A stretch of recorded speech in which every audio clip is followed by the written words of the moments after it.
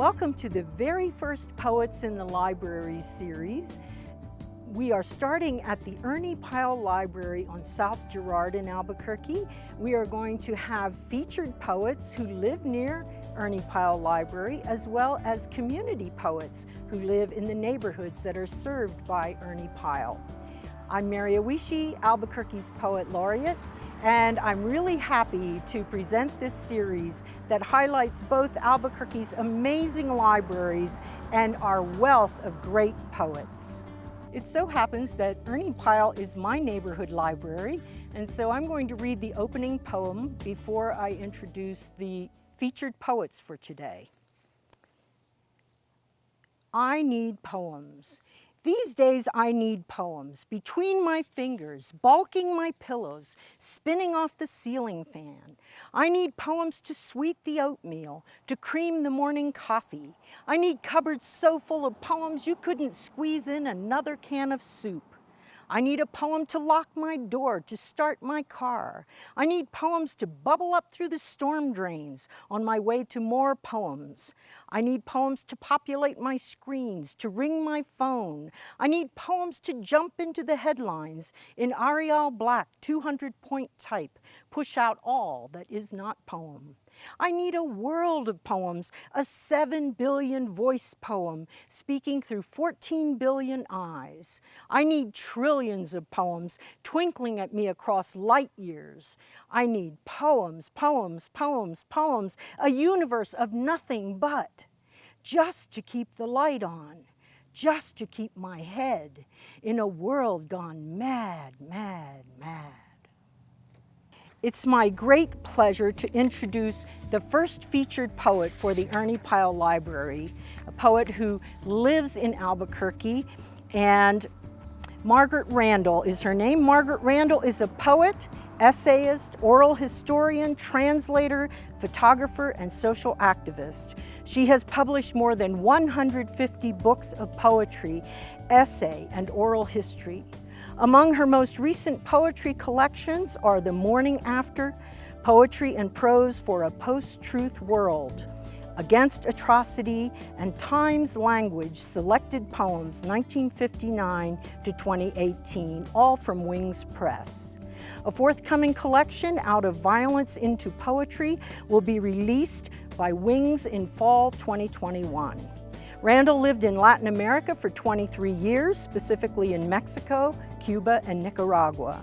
In 2019, she was given the Poet of Two Hemispheres Award by Poesía en Paralelo Cero, Quito, Ecuador. That same year, Cuba's Casa de las Americas gave her its prestigious Aide Santa Maria Medal.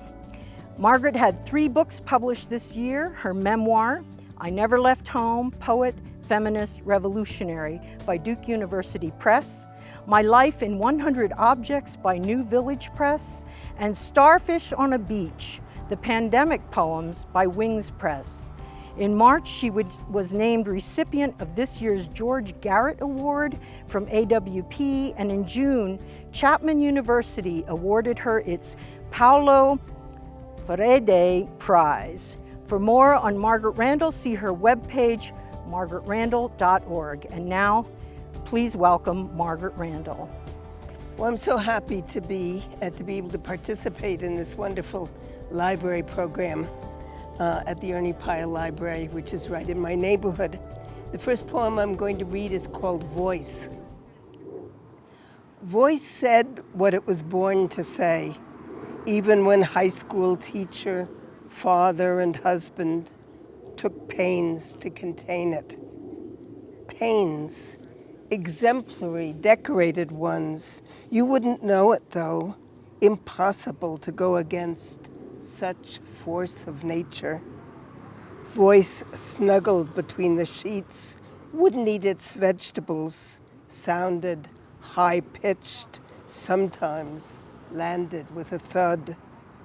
But its name was Voice, and it grew to meet every challenge, fill every space, build a bit of victory in your mouth. Today was a good day. Today was a good day.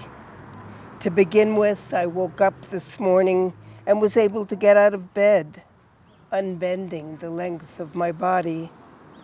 I could aim a remote at the heater, and the room began to lose its chill. The milk in my refrigerator hadn't gone bad. If I opened my door, I wouldn't find myself in Mogadishu or Baghdad. New Mexico's sun holds me close. My children nurture their children in cities where life is possible. The ravages of hunger haven't yet claimed their limbs and eyes. It is easy to calculate solutions to the world's problems, nestled on a comfortable couch or seated before a computer. But I know I must consult the mother forced back to Honduras without her child, the young girl taken by Boko Haram. I understand the distance I'd have to travel and the languages I'd have to learn to be free from them and me. Today was a good day, but even if just some of the walls come down, it will be better tomorrow, better still the next. And this one is called Lifetime Warranty. Age brings wear and tear to body parts, and I imagine a shop where replacements are shelved by model and date, the experimental or mass-produced on special sales tables, daring us to try a plastic nose immune to sun damage, or super batteries for heart or liver, guaranteed to last forever. Generic models would attract the low-income shopper, luxury versions, the elite who have everything but a perfect working body. The dispensary itself might be an upscale boutique or big box store where everyone goes for bargains, though no remedies yet for serious cancers, dementia, or flesh-eating bacteria.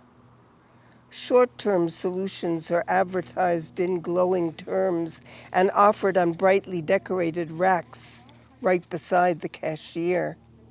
They just may get you on the way out, and there is no layaway. This month's special is portable oxygen in tropical flavors, no shortage of deception when hope wears thin. I imagine visiting such a futuristic shop, boutique, or bargain basement, and know it's a first world dream. Desperate people everywhere sell body parts, hair and kidneys, or use their organs to carry contraband. If lucky, they may get enough to eat for a few more months, a fleeting chance at another day.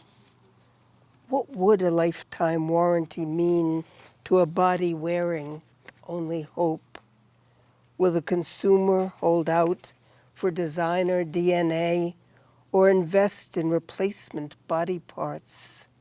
How can those who sell a piece of themselves be sure a sliver of spirit or strand of character isn't lost in that deal of last resort?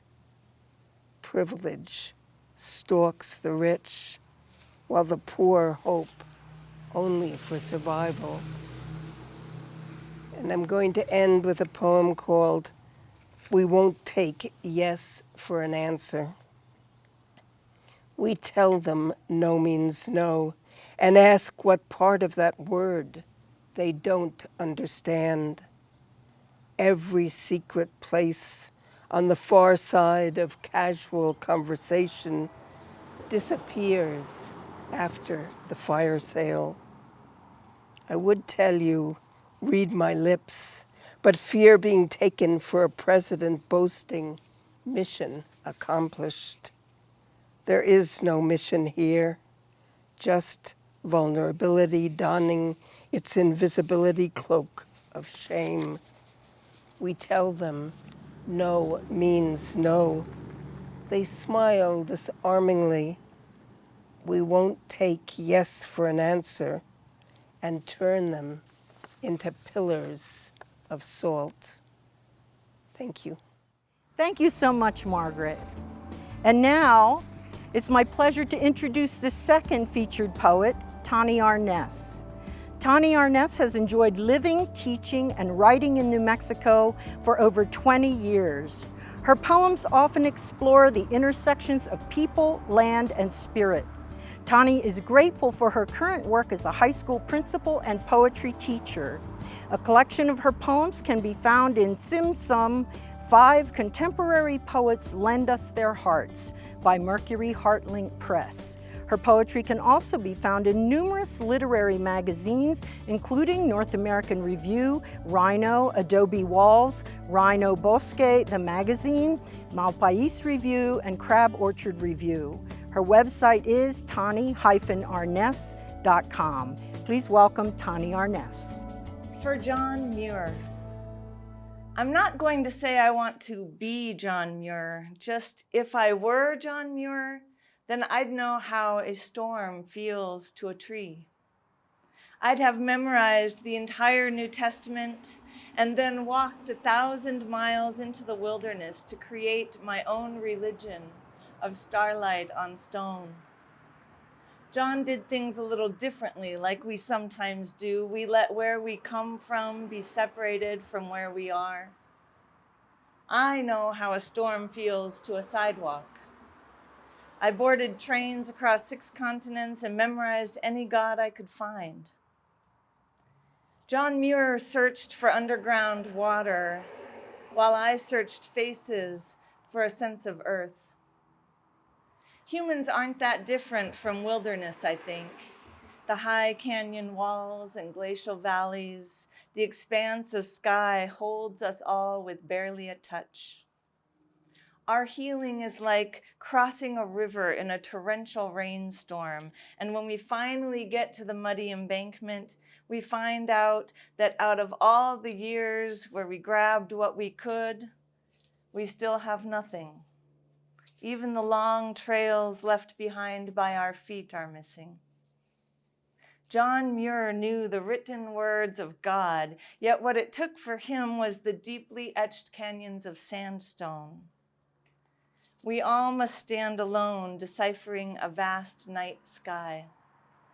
Our bones are mysteriously full of something we need and something we have to give.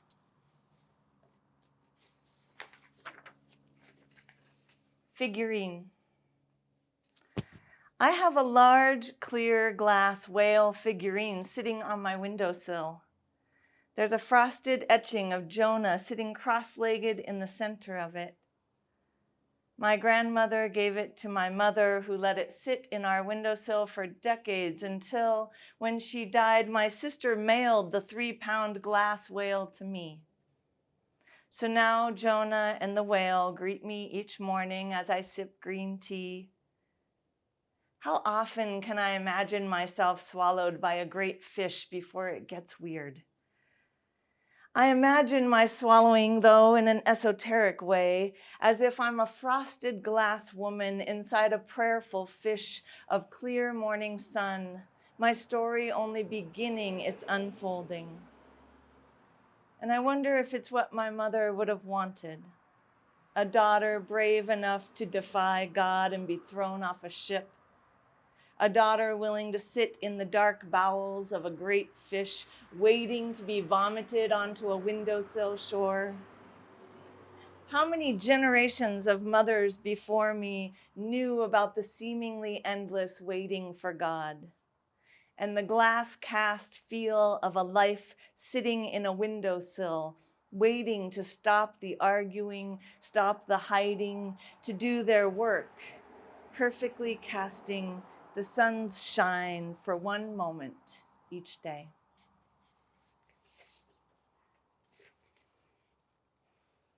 Snow White.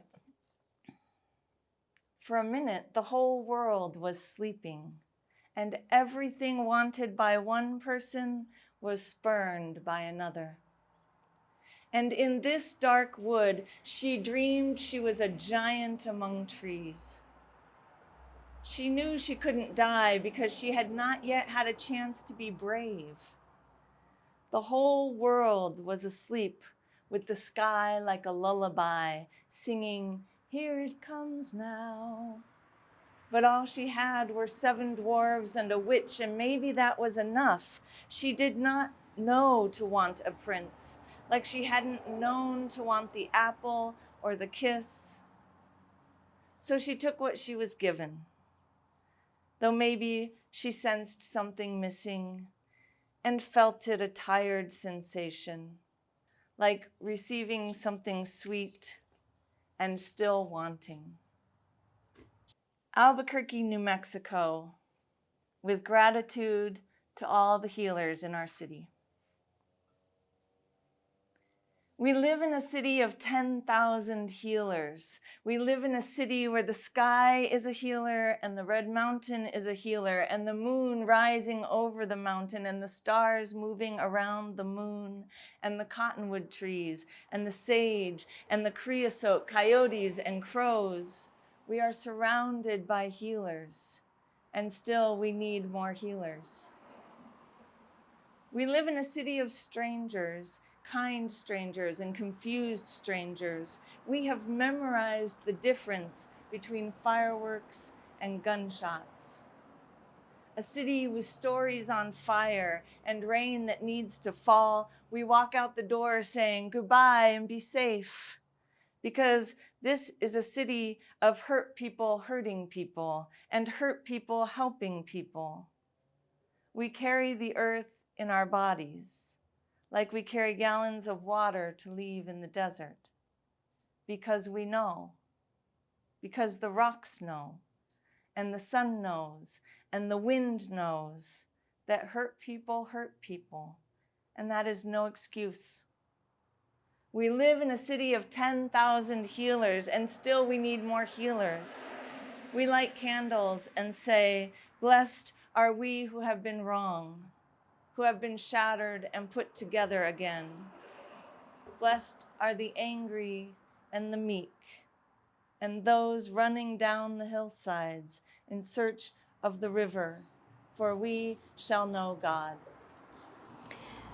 Thank you, Tani Arness. I really appreciated hearing the work of the featured poets. I hope you did too. And now it's my pleasure to introduce Eileen O'Connell, representing the library. Welcome to the Ernie Pyle Library. And those of you who have seen the outside of the library are going to say, it doesn't look like a library, it looks like a house.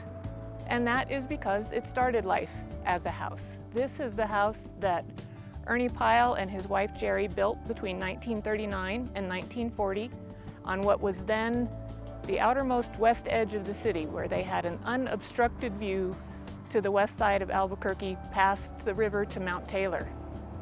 Ernie and Jerry had become famous throughout the United States. Ernie was working as a roving reporter for the Scripps Howard newspaper company. And he and Jerry would drive around the country, and they would stop in the various locations and interview the people. Ernie would be on the lookout for interesting folks with interesting stories, and they would tell the stories of these people and their communities, and was syndicated nationally, so they were known all around the world. The life of a roving reporter started to take its toll, and Jerry's health was getting fragile. So as the 30s ended, they looked around to find a home base, and they decided to settle in Albuquerque.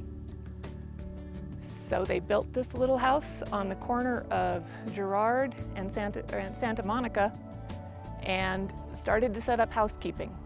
Ernie built the picket fence that you see.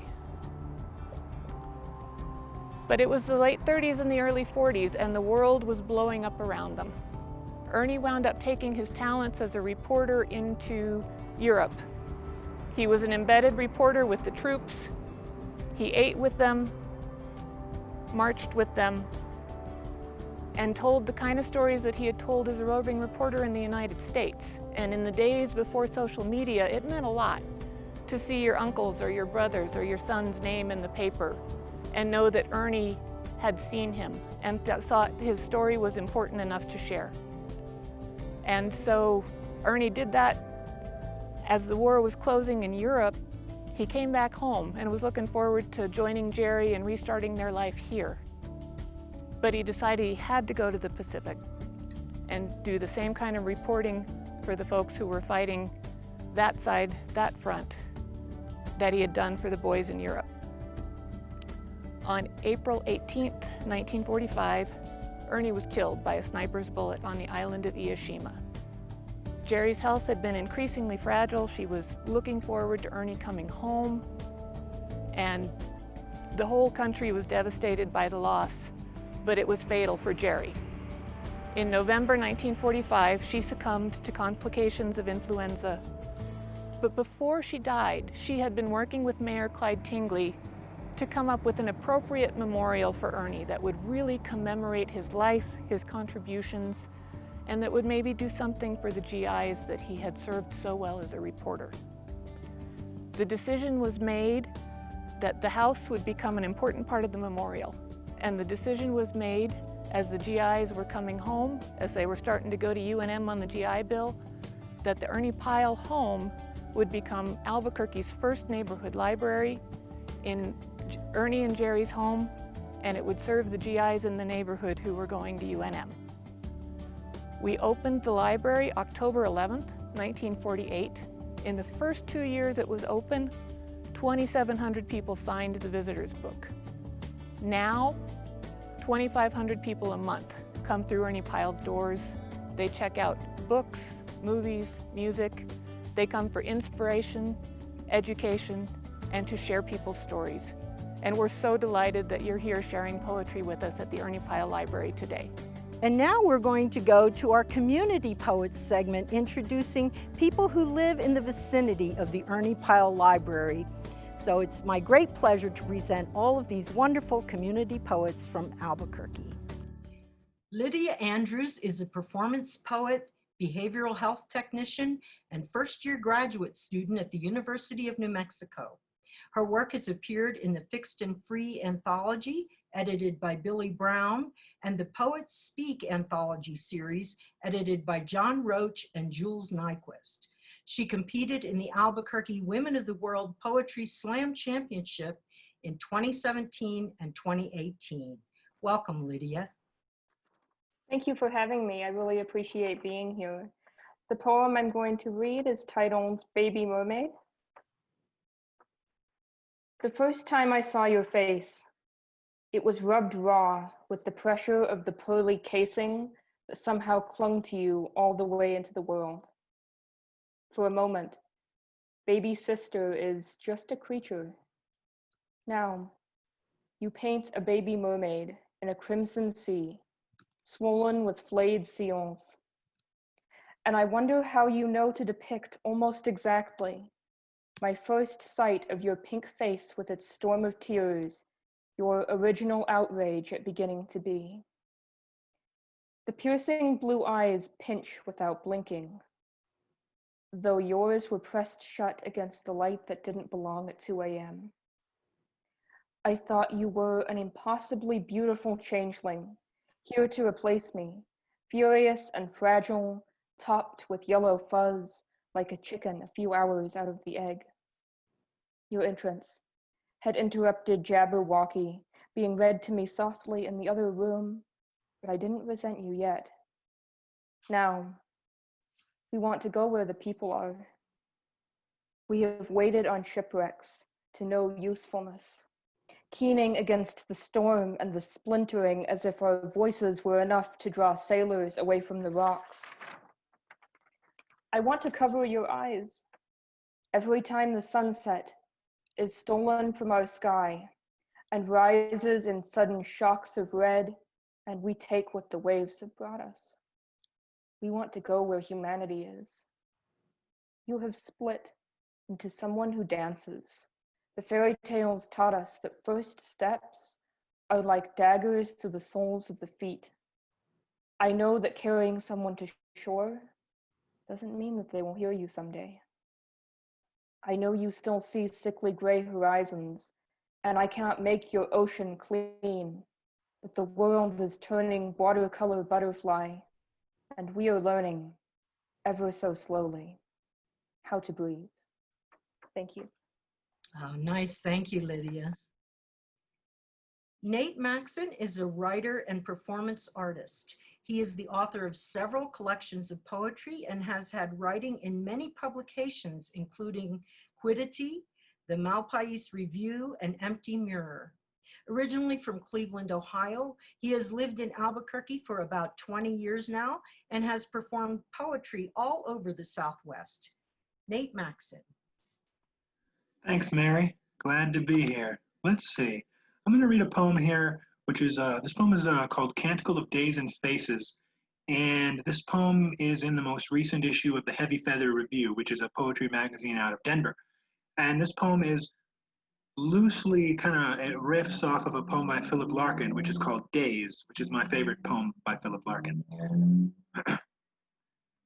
The days in object form are what the archaeologists would pull from me, like silver teeth and burial rings from the hands of a figure in a tomb, like so. The days, they move like shadows of machines in flight, the way children will smash ants wantonly for fun. Or the slow way my father talks. All of this will go, a dissolution. If you squint, you can see them, running through the knee-high prairie grass. It's how I would watch my former partner while she slept, or how she'd hold me when I woke gasping from a night terror. What remains? A white bird on a gray desert sky. How we carry the wound like a covered mirror up the mountain. There they go, the days. Long-legged animals, a moment ahead and a moment behind. How she snorted crushed OxyContin off a mirror, a black well echoing all the things we've done. It's a witch's ritual. Pull off the sheet and point the mirror at the sun. My first kiss, boy in grade school during the greatest game of hide and seek ever. All these ghosts, a corona of candle smoke. They never found me. I followed them down the halls out of my hiding place, and they never found me. How he was taken away when it was realized. I have a theory, though. If you could take all the time, all the steps that you spent going to work, to school, to the grocery store, and so on, and put them somewhere else, how many times would it wrap around the earth? How far into the stars could you go? Faces emerged from the dust and rain on the highway outside Denver. Music stopped, waiting at the intersection, but afraid to move until it goes. A tarot reading was once given to me. The Fool, the Tower, 7 of Swords. 4 cards, though. Lastly, you who I'm always conjuring at. When you were in the dim light of a room with the blinds closed, you looked at me on the edge of those days with such an electric clarity. Rain, the same rain, roaring across the rooftops and gutters. Where's the 4th card? A ringing in my ears and the stroke of your hand across my hair like a lullaby.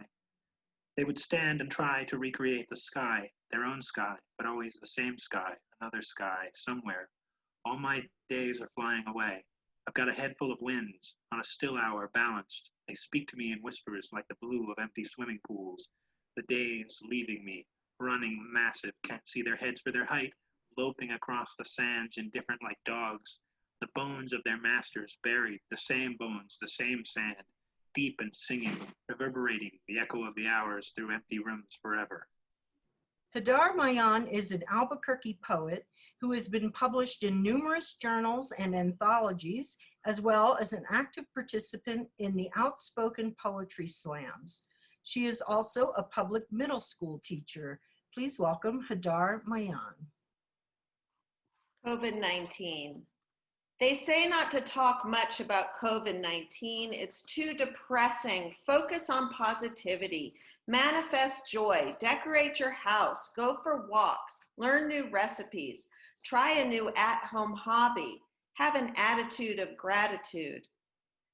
A month into pandemic, my grandmother died in hospice. I said my last words to her over the phone, the caregiver holding it up to her ear. I love you, Oma. I love you, Oma. In my dreams, night after night, I wept for my Oma. I miss you, Oma. I miss you, Oma. Because grief is like that, seeping through no matter how positive you try to be. Night after night, I dream of COVID-19, of getting sick, of loss, of losing loved ones, losing Oma, losing myself, because fear is like that, seeping into dreams no matter how much you want to sleep through. I tried my hand at new at-home hobbies. I decorated my house. I learned new recipes. I went for walks day after day. Day after day, I walked and walked, one season into the next, I walk. I see leaves green and the flowers burst into color, signs of protest, and children on bikes growing even in the quiet air of grief and fear. On my classroom Zoom, my 11-year-old students hold up pet cats and dogs and even baby siblings. And I can't help but smile because joy here is a breeze, too. One day in class, the kids hold up to the camera an item at home that is special to them. Among the Pokemon cards and signed baseballs, one child holds up a vase and says to the cameras that connect us together, "This is my grandmother's urn, and it's special to me because I loved her so much, and she just died of COVID. I miss you, Oma. I miss you, Oma." There is a pause. The air is still. One child does it first. She makes a heart with her fingers up to the camera, and then soon a screen full of 11-year-olds are holding fingers up to the cameras across the city in the shape of hearts. I miss you, Oma. I miss you, Oma. Hope is like that. Hope cuts through the still air of grief and fear, like a screen full of pulsating children's heart fingers. Wow. Thank you. Arlaina Ash earned her BA in English from UNM in 2006. She has performed poetry at many events in Albuquerque, including Mindwell, Voices of the Barrio, and Fixed and Free. Please welcome Arlaina Ash. I believe in my voice, and I have something to say. I just got all the things in me I thought were deep and meaningful, turned into angst and drama. That's what growing up did to me, and now I'm middle-aged, an immature old soul. When I heard things from more than one source, I started to believe they were true. But there were legit things I was fighting against, like racism. Just I wasn't taking care of myself, and all I heard was a broken record of, "You need to shower more," over my plaintive cries, but my sackcloth and ashes turned people off. Existential stuff got labeled as crazy, so I learned to keep it to myself. I see it now as a hierarchy of needs from the psychology textbook. And like the prophets of yore, no one listens to you if you don't shower, no matter how meaningful what you have to say is. What about boundaries, saying no to others so I can say yes to myself? People said no to me.